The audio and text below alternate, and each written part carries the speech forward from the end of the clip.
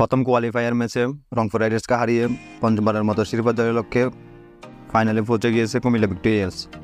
ফাইনালে কেমন হতে পারে কুমিল্লা ভিক্টোরিয়ান্স দলের একাদশ, আসুন এক নজরে তা দেখে নিই। কুমিল্লা ভিক্টোরিয়ান্স দলের একাদশ: number 1 Liton Kumar Das, number 2 Sunil Narine,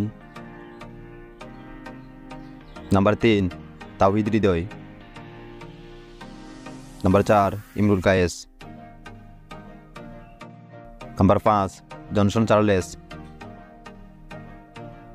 number 6 Moeen Ali, number 7 Andre Russell, number 8 Jaker Ali Anik, number 9 Tanvir ইসলাম,